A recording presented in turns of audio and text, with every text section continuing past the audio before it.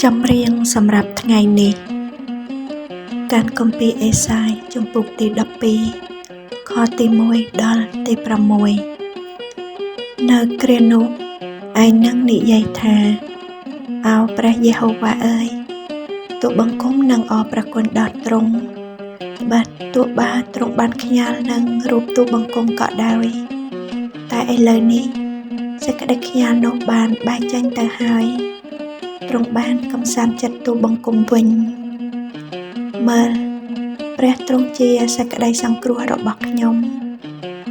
នឹងទុកចិត្តឥតមានសេចក្តីខ្លាចឡើយពីព្រោះព្រះដ៏ជាព្រះយេហូវ៉ាទ្រង់ជាកម្លាំងហើយជាបទចម្រៀងរបស់ខ្ញុំគឺទ្រង់ដែលបានសង្គ្រោះខ្ញុំដោយហេតុនោះឯងរាល់គ្នានឹងដងទឹកពីអណ្ដូងនៃសេចក្តីសង្គ្រោះដោយអំណរហើយនៅគ្រានោះឯងរាល់គ្នានឹងពោលថាចូលអរព្រះគុណដល់ព្រះយេហូវ៉ា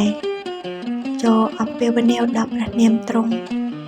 ចូលសរសើរពីកិច្ចការទាំងប៉ុន្មានរបស់ទ្រង់ចុះនៅកណ្ដាលប្រជាជនទាំងឡាយចូលប្រកាសប្រាប់ថាព្រះនាមទ្រង់ខ្ពស់វិសេសចូលច្រៀងថ្វាយព្រះយេហូវ៉ាពេលព្រោះទ្រង់បានធ្វើការដ៏ប្រសើរត្រូវឲ្យមនុស្សដឹងដំណឹងនេះនៅពេញលើផែនដីផងអោពួកអ្នកនៅក្រុងស៊ីយ៉ូនអើយចូលបន្លឺសំឡេងឡើងហើយស្រែកហូរដោយអំណរចុះត្បិតព្រះដ៏បរិសុទ្ធនៃសាសអ៊ីស្រាអែលទ្រង់ធំប្រសើរនៅកណ្ដាលឯងរាល់គ្នា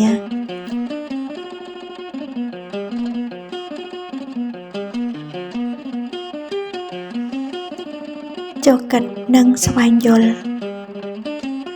សេចក្តីស្រឡាញ់របស់ព្រះសម្រាប់អ៊ីស្រាអែលនៅតែមិនព្រួលប្រែទោះចាំពេលដែលទ្រង់ខ្ញាល់ក៏ដោយទ្រង់បានផ្ដល់ឱកាសម្ដងទៀតទៅដល់អ្នកដែលទទួលស្គាល់ពីអំពើបាបរបស់ពួកគេហើយវិលត្រឡប់មករកទ្រង់វិញខទី1ដល់ទី2គ្មានរូបព្រះណាដែលបម្រើដោយជាតិសាសន៍នានានៃលោកីនេះមានសេចក្តីមេត្តាករុណានិងអាណិតអាសូរទៅដល់អ្នកដែលក្បត់នឹងពួកគេនោះឡើយទោះបីជាយ៉ាងណាក៏ដោយក៏ព្រះរបស់អ៊ីស្រាអែលបានសង្គ្រោះរាជទ្រង់ដោយព្រះហស្ថទ្រង់ផ្ទាល់អ្នកដែលត្រូវបានសង្គ្រោះត្រូវតែឆ្លើយតបយ៉ាងត្រឹមត្រូវដោយសរសើរដំកើងព្រះនិងផ្សាយសេចក្តីពិតនេះផងដែរខទី3ដល់ទី6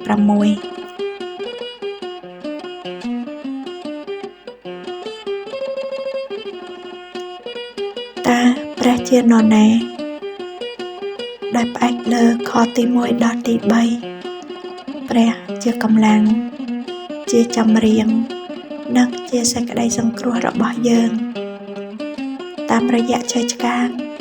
យើងអាចរីករាយនឹងការកំសាន្តចិត្តជាជាងទទួលរងការជំនុំជម្រះរបស់ទ្រង់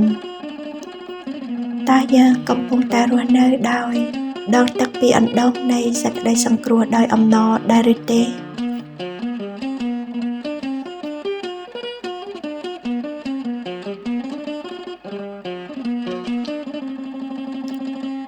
ើព្រះកំពុងបង្រៀនអ្វីដល់ខ្ញុំ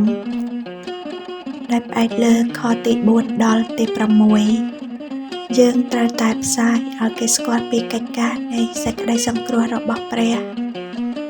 នេះជាសេចក្តីបង្គាប់ប៉ុន្តែនោះក៏ជាចម្រៀងផងដែរសេចក្តីសង្គ្រោះមិនត្រូវបានផ្ដល់ឲ្យយើងដើម្បីឲ្យយើងរីករាយតែម្នាក់ឯងទេយើងត្រូវបានត្រាស់ហៅឲ្យផ្សាយពីនគររបស់ព្រះរហូតដល់ចុងផែនដីបំផុតផងដោយរស់នៅដូចជាពន្លឺតែយើងកំពុងតែធ្វើជាស្មោកបន្ទាន់នៃដំណឹងដែលមានអំណរនេះដែរឬទេ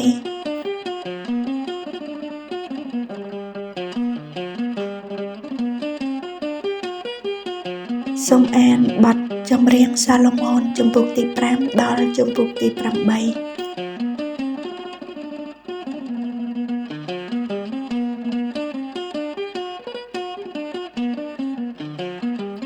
សេចក្តីអធិដ្ឋានព្រះអង្គដែលជាសេចក្តីសង្គ្រោះរបស់យើងខ្ញុំអើយ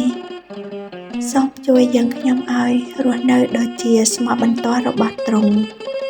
ដែលច្រៀងចម្រៀងនៃការសរសើរដំកើងនិងរស់នៅដោយកិរិយាដែលស័ក្តិសមនឹងការសរសើរដំកើងនោះ